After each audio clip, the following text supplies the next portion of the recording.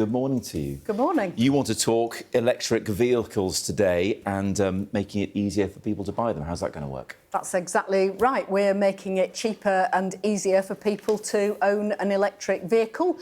We're announcing a £650 million electric vehicle grant that's going to operate over the next few years, which means that where people are buying a new electric vehicle at the lower end of the market, so that costs has a recommended retail price of £37,000 or less, they can get a discount of up to £3,750. And this scheme starts tomorrow. Is it limited then? If it's limited to 650 million, only a certain number of people can get this? Yeah, so this year the scheme is operating where the discount is up to £3,750. As I've said, obviously, you know, as time goes on, we'll look at it, we'll review it and see how it's going. Why not just cut VAT on EVs?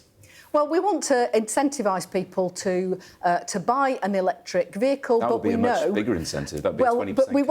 want to tackle that upfront cost, because that's what people tell us is their main concern. They're worried about the upfront cost, and they're worried about where they can charge it and whether they'll be able to do that as part of their, you know, how they're going to fit that into their lives. And we're really keen that not only do we tackle emissions from the tailpipe, and obviously the electric vehicle is zero emissions, but we recognise that it's important that we look at the carbon emissions that are produced in the manufacturing process. And so these grants are targeted at more sustainable manufacturing, you know, where the production is producing less carbon emissions, as well as the kind of, you know, the emissions from the tailpipe. Yes, your boss, Heidi Alexander, revealed over the weekend she doesn't have an electric vehicle. Do you have one? Well, my husband has our family car. It's a hybrid, but we've agreed that our next car is going to be electric. And I think it is about, as you feel more confident, you know, you see more charge points out and about, it gives you that confidence to think, yeah, actually, we could buy an electric vehicle and that would work fine for us. Yeah, I do have one, and it's not as straightforward as you make out, as it happens, because there aren't as many charge points as people make out. Some of them don't work. There are different standards on the plugs that you use. And one of the bigger problems is, we hear from the energy industry, is the infrastructure is not there to get the clean electricity from the likes of wind turbines into people's cars. In fact, Ofgem, the energy watchdog, has reported concerning underspending by National Grid's transmission business. So sure, people can drive around in EVs, but if the infrastructure isn't there to support them, that's going to cause more problems. Well, and that's why we're putting such a lot of effort into improving the infrastructure. Obviously, National Grid aren't spending the money they should. Well, we're working with Ofgem, want to make sure that where people want to install electric vehicle chargers, they can get the electricity supply that they need. I know that has been an issue, and we've been working very hard with my colleagues in Department of Energy and Net Zero to address that. And we're rolling out charge points across the country. Because you're right, there aren't enough places at the moment, but it's getting broader all the time. Now, 82,000 public charge points across the country. That's up more than 30% but again, last year. Experience tells me a lot of the time they're on big roads, motorways, they're in the back and beyond, you know, next to fast food restaurants and that kind of thing. It's cities and towns where there's congestion and pollution that need EVs. Absolutely. And that's where the real problem lies. If you live in a flat, how are you meant to charge an electric vehicle? Well, that's precisely why we're working with every single local authority in England. We've got this local electric vehicle infrastructure fund. We've also provided them with extra support and capability so that they know how to do this. And every week we're seeing announcements of where they've signed contracts with charge point providers to roll out those on-street chargers. These are the sort of ones that, you know, if you're parking your car overnight, or you know, doing the shopping, you can park your car and get that charge there. But I absolutely recognise there's more to do if we're going, as we make this transition. At the moment, 1.4 million, just short of 1.4 million electric vehicles on the road. That's going to ramp up, and of course we need the charge point network to expand in order to allow that to happen. Let's talk about what the Chancellor is expected to mention in her speech at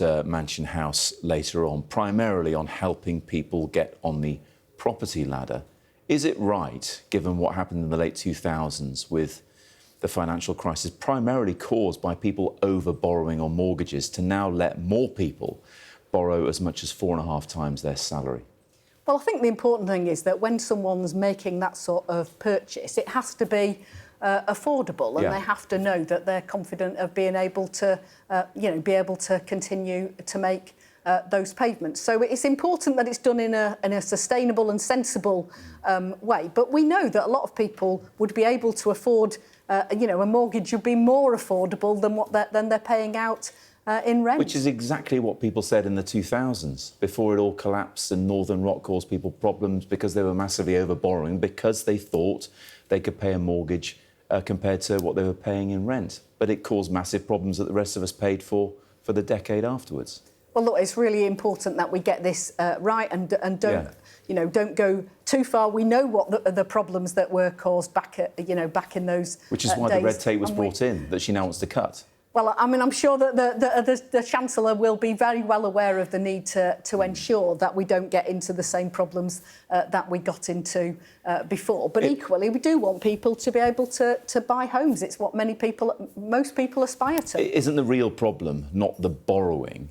It's the real problem is wage inflation has not matched property inflation. The fact is that across the country, the average price of a house is 7 times the average salary. So even if people can borrow 4.5, 5, 6 times, they're not going to get the average house on the average salary. Well, I think the key problem is we haven't been building enough homes, and that's why And your commitment is 1.5 million by the end of the Parliament? Exactly, and that's what, that is part of our plan for change. It is about trying to put more money in people's pockets and improve people's quality of life, and that we know that one of those things is that we need to be able to increase the supply of homes to buy, but also homes to rent, affordable homes. It is one of the big challenges of this government. Again, your boss, Ali Alexander, talked about people on modest incomes not being hit by any tax rises come the autumn budget. By modest, does she mean the average, less than the average? I mean, what exactly is that? Well, I think she's using a common sense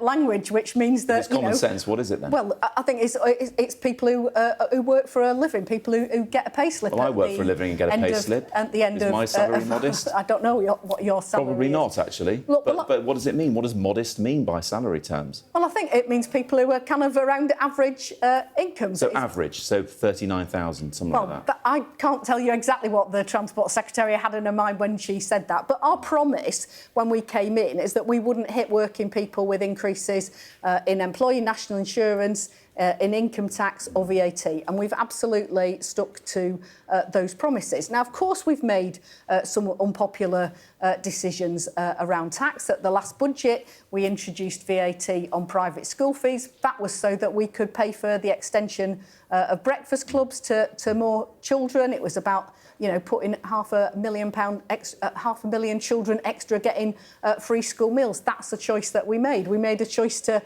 increase tax on private planes, private jets. We also, made a choice to ask non-DOMs to pay their fair share. So that's three things you've done to hit the wealthy. So it sounds like there's going to be more wealth taxes coming. Well, they're not people who are on moderate incomes. It sounds like more wealth taxes coming in the autumn then. Well, these are decisions for the Chancellor, but clearly we've always said that we think those who've got the broadest shoulders should bear the greatest burden, and we've protected I'm sorry to people. come back at you on this.